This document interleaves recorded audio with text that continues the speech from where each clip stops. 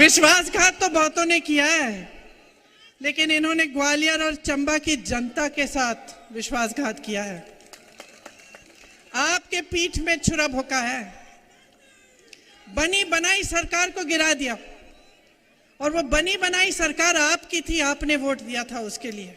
3.5 साल से इस सरकार ने आपको 21 रोजगार दिए हैं। वो सरकार कांग्रेस की थी।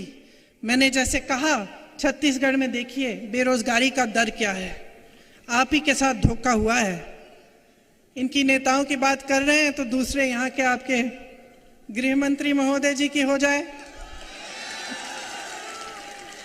काम है कानून का पालन कराना। पता चला कि दिन भर पिक्चर देखते रहते हैं, कौन क्या पहना है उसकी बड़ी चिंता रहती है इन्हें। आपके पास कपड़े लत्ते नहीं हैं, आप कुछ खरीद नहीं पा रहे हैं, आप किसानी खेती में कमा नहीं पा रहे हैं, इसकी कोई चिंता नहीं है। आगे चलिए, विश्व प्रसिद्ध महान अभिनेता श्री शिवराज चौहान उर्फ मामा जी, एक्टिंग में तो अमिताभ बच्चन के कान काट लें, लेकिन जब काम की बात होती है तो फट से असरानी का रोल पकड़ लेते हैं। और मोदी जी का तो आप पूछिए ही मत। मोदी जी का क्या कहना, देश के पहले ऐसे प्रधानमंत्री हैं जो परमानेंट अपनी ही पीड़ा में परेशान रहते हैं। कर्नाटका गए, बड़ी लंबी लिस्ट ले गए कि भाई मुझे इतनी गालियां दी हैं, यहाँ भी कहने लगे मुझे इतनी गालियां दी हैं, रोते ही रहते हैं। लगता है आपने वो सलमान खान की पिक्चर देखी है तेरे नाम, उसमें सलमान खान शुरू से अंत तक रोते ही रहते हैं।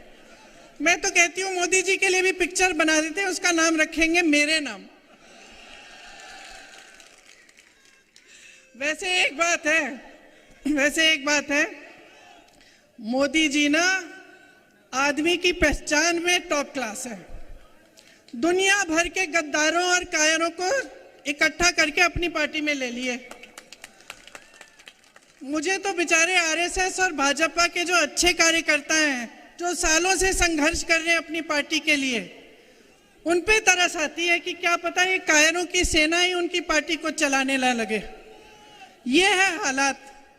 अब मजाक एक तरफ, आपके काम की बात करते हैं। देखिए, मैं आपसे एक सीधी सी बात कहती हूँ, हम मध्य प्रदेश में हैं, बगल में छत्तीसगढ़ है, वहाँ कांग्रेस की सरकार है, यहाँ भाजपा की सरकार है। तो देखते हैं भाई आपकी सरकार ने क्या किया, छत्तीसगढ़ की सरकार ने क्या किया, और देखते हैं का मतलब ये नहीं है कि प्रियंका गांधी स्टेज पे खड़ी है कह रही है तो आप मान जाए। मत मानिए, आप खुद पता करिए।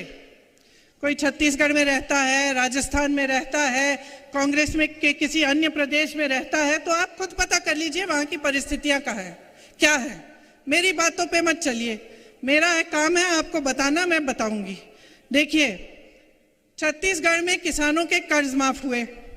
मैंने आपसे कहा कि धान 2600 रुपए का, हम 2600 हो गया है, अब पहले 24 था, अब 2600 हो गया है, 2600 में खरीद रहे हैं। वहां वन उपज के लिए समर्थन मूल्य मिल रहा है। धान छोड़िए, गेहूं छोड़िए, वन उपज के लिए मिल रहा है। जो महंगाई देश की जो केंद्र सरकार है उसने थोपी है जनता पे, उससे बचाया जा रहा है लोगों को। जो आपके पैसे हैं आपकी जेब में वापस दिए जा रहे हैं। यहाँ जब भी ये सवाल उठता है भाजपा के प्रदेशों में, उनकी सरकारों में, तो जवाब यही आता है कि पैसे नहीं है। आप ओपीएस को देखिए, कांग्रेस के हर प्रदेश में आज ओपीएस लागू है। हमने ओपीएस लागू किया, वहां उन्होंने पैसे रोक रखे हैं छत्तीसगढ़ में, कि जब हम लागू कर भी रहे हैं तो वो कह रहे हैं हम नहीं देंगे। क्यों?